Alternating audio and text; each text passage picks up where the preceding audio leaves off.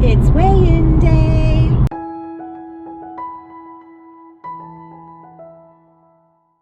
Yes, it is Friday, April 23rd, and Fridays are my official day to weigh. And today I'm actually off work, so I am heading up to spend the day with my mother. Who knows what we'll get into, but I'm sure it'll be exciting stuff. I do know that we have so much fun stuff planned already, like we are going to have to go to the bank, I have to make a car payment, and my mom needs stamps, so we're going to do exciting things like that. It'll be fun. I actually did pretty good this week. My food was in line, everything was good. I had one day where I didn't meet my water consumption. I was at 56 ounces, and my bare minimum that I like to reach is 64 ounces. And then there was one day where I did not eat all 5 of my fruits and vegetables. I made it to 4. My calories were in line. I was right at that 1400 mark, and everything was looking good. The weight, I maintained. Yeah, I maintained. And that's okay. I maintained last week too, and I'm okay with that. It is what it is. I am consistently trying to eat the 1400 calories. I know historically speaking that my body doesn't seem to lose at the higher calorie of 14 to 1500, and it loses better at the 12. I'm trying to reset my body so that 1400 is a good range for me, because I would like to be able to lose at that. So I'm hoping that kind of just sitting at that 1400 to 1500 calorie range will reset my body, and my body will start actually sitting there going, oh wow, this is actually cool and I can lose here. My exercise has been spot on. We have been walking after work. I've been riding my exercise bike each day. I'm not sure when I'm going to get it in today, because obviously I'm not home, but I'm going to work to get it in. And last weekend we went mushroom hunting both days of the weekend, and that entailed about 5 to 10 miles of hiking every day. And we walked quite a bit. Now, I did struggle with the plantar fasciitis after it was over, and I am actually getting ready to try 1 or 2 more home remedies, and then I'm going to have to go to different options. And that's okay. I'm going to work on it and do what we can. I am doing the 67 challenge, so that's going well. I've already talked to you about my food and my exercise, and I've actually done quite over those. I actually have also done really well with my water. There was one day where I was at 56 ounces and my goal is 64, so I did miss that one day. I'm very happy that I was close, at least, because there was times in the past where I would drink maybe 8 ounces, if that. So drinking 56 ounces as a bad day is, I am going to call pretty good. The challenge also states that we actually read 1 book during the 67-day challenge, and I have no problem with that one. I actually am an avid reader, and I read a lot of books. So this week I read the book The Captive. This was kind of an interesting book. It actually was kind of set in a very weird thing where some territories in the States, or wherever it was set, have succeeded. And they're living a very hard scrabble life, and in that life there are some gang wars and stuff, and this kind of takes place with a family that the mother tried to get away from it, and it has come back to haunt her, so she is traveling through the wilderness trying to save her family. It was pretty good. The next book I read this week was The New Health Rules, and I'm going to say that I really did not like this book.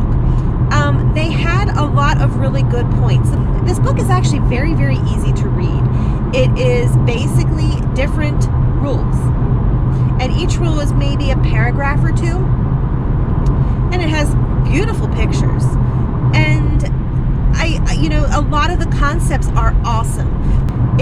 But when you start reading, it becomes a thing of, don't eat fish because it has mercury, don't eat processed foods, don't eat gluten, don't eat milk, don't eat this, don't do that, don't do that. So basically you're left with raw vegetables, organic if possible, but preferably homegrown. I'm not kicking the raw foods diet because, there's merit to it. But the book was very, very, very strict about that. And, I got turned off when it talked about statins. And, a lot of people take these for cholesterol. And it's basically, the book flat out said, they're lying to you. You don't need to take those. And I was like, yeah, I'm not sure about that. And I'm not saying that statins are good because, I've seen and talked to my parents who have taken statins. And, I do know that there are some bad side effects. So I'm not saying that it's bad, but the book just seemed to go way into the right field. It has some good points, but it just seemed like it was a way too strict. So that was book number 2. And book number 3 was How to Stop Time. This book was actually really good. It was about a gentleman that was born in the 1500s. And about the time he was a teenager, he realized that he was not aging at the same rate that everybody else ages. So the premise of the book is set in current time, and he's been living for about 400 years, give or take.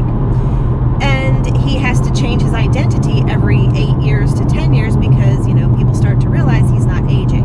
And the book is actually very interesting because as he's living his life, he sees a picture of Shakespeare. And he goes back to the time when Shakespeare was alive and how he met him and how he was a musician in Shakespeare's, plays. And then he sees a book about F. Scott Fitzgerald, and he goes back to the time of F. Scott Fitzgerald and meets F. Scott Fitzgerald and talks about The Great Gatsby and all that. So it was actually very, very neat. It was a neat concept. It was something I've never actually read before. So it was actually a pretty good book. I have another one on hold, and as soon as it's available, I'll be able to get that from the library by the same author, so I'm really looking forward to that. So the book thing, not a problem. Some weeks I don't read 3, some weeks I only make it through 2. It depends on how busy I am, how good the book is, what it is. So that's my books for the week. I did try something. It's not exactly new, but every year during mushroom season, Jason has me try mushrooms again because he's like, how can you not like morel mushrooms? I just don't like mushrooms. I don't like the texture. So my new thing this week was I tried mushrooms again. Still didn't really like them. I mean, it wasn't bad, and that was basically because it was smothered and covered and cooked in butter. So I'm doing really good on the 67-day challenge. I love this challenge because it is forgiving. Yes, I missed my water consumption a day. I basically needed to sit back and just reflect on what happened. And what happened is I got busy at work, and it was 3 o'clock, and I realized that I'd only sipped out of my water bottle a couple times. And my water bottle should have been refilled by noon. So I was way behind. And once I was behind, I just kind of gave up because I'm an all or nothing person. So, that's why this challenge is awesome, because it's not an all or nothing. It is a do your best. And so that's awesome. And the fruits and vegetables, that day that I missed was basically because I had made green beans and they were planned to eat the next day. And they were the toughest green beans that I think I've ever had in my entire life. And I just couldn't eat them again. So, it happens. Should have had a better plan in place for alternative days when things don't go well. So anyway, that is the update. I have actually managed to maintain my weight. I'm about 3 pounds away from the next decade of weight, and I will be rewarding myself for every 10 pounds. So I am anxious to get to that 10 pounds and drop down to the next decade, because I know what I'm getting for my reward and I want it very, very badly. So I'm pretty excited about that. I'm hoping that it works. I'm not changing anything. I'm going to still keep eating at the 1,400 calories because I know that that's actually a healthy range, even if my body is not letting me lose it. I know it's healthy. So I'm hoping my body will reset, as I said earlier. thanks for joining me. I am so glad that you are here. And just remember, live your life to the fullest.